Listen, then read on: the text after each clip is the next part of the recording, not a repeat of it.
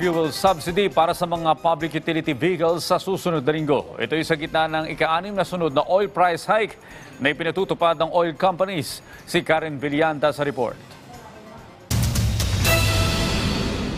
Sa ika-6 na linggong pagtataas ang presyo ng produktong petrolyo, higit piso ang itataas sa kada litro ng diesel at gas. Kaya naman sa gasolinahan sa Commonwealth, pila-pila na ang mga naghahabol na magpa-full tank.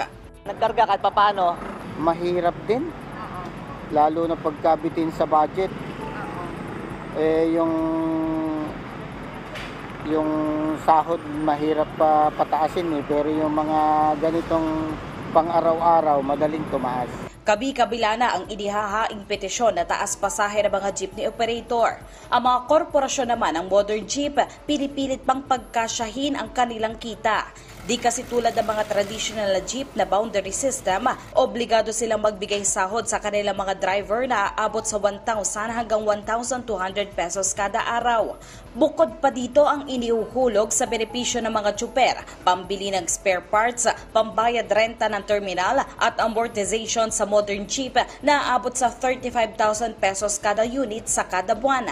Sa katotohanan po ma'am, umaasa na lang po kami na one of these days magro-rollback po, pagkakaroon ng magandang rollback. Pero for the meantime, wala po kaming choice kundi i-survive po kung ano po yung kasalukuyang sitwasyon. We also rely on kung mayroon man po kaming maliit na savings sa mga nagdaan, nagagamit po namin. So, yun po talaga yung nangyayari. But in the long run po, kung patuloy po ito, magpapatuloy, talaga pong magsasuffer na yung operations namin.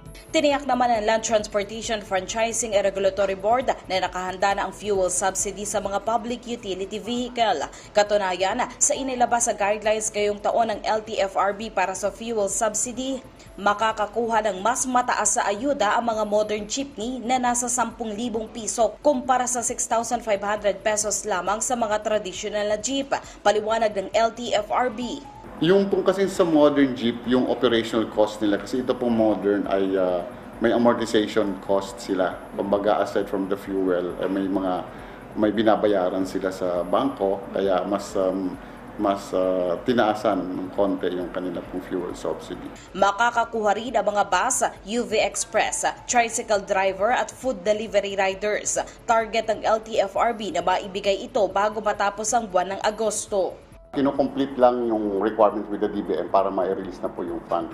But other requirements na medyo ready na yung mga documents. So pag nababa na po yung fund sa DOTR, hopefully ang target nga ng DOTR and LTFRB is before the end of August na implement na po ito. Layon na maibigay ang pantawid pasada card sa mga nangangailangan na tsuper.